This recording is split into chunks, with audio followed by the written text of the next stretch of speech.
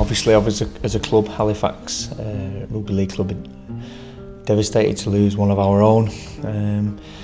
If we can support Danny's family in any way, we will be doing that over the next few weeks. We've already got a couple of ideas for some fundraising. Didn't personally know Danny. I've coached against him. He was a quality player. Everybody I've spoke to with regards to Wales or Keighley or Halifax, it's very complimentary about him. No one had a bad word to say, and he's going to be a big loss to the game, to the club of Keighley, and obviously the community of Rugby League. I knew Danny from my time playing for Wales with him. Absolutely devastating news.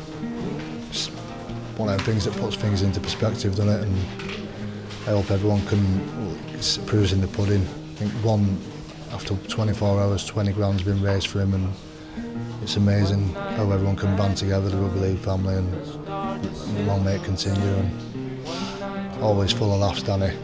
He'll be sorely missed. Rest in peace, mate.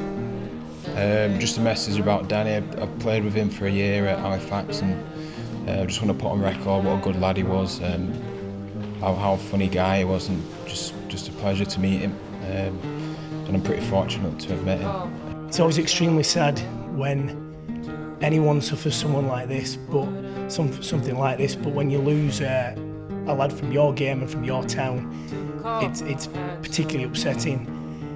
I remember watching Danny play as a Halifax fan, and also, you know, being very proud of what he did playing in the World Cup, and thinking there's a Halifax lad out there.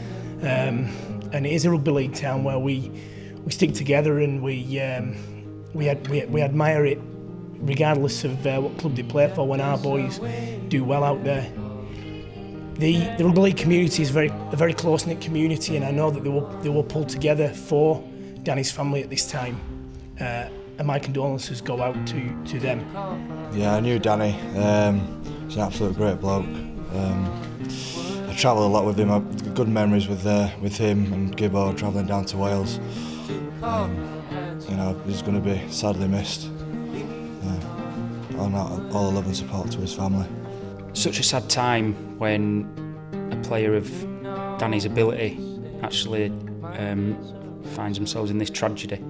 All I want to say is, as a community of Rugby League, we will all stick together, we will do the best we can, and I just want to send out my heartfelt thoughts to Lizzie and the twins.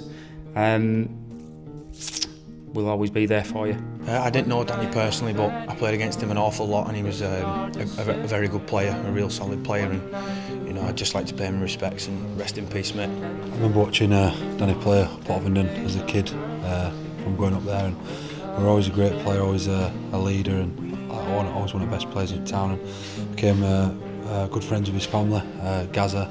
And I coached up Bovingdon with him, and every time I saw Danny, we were always normally in Drake's Cafe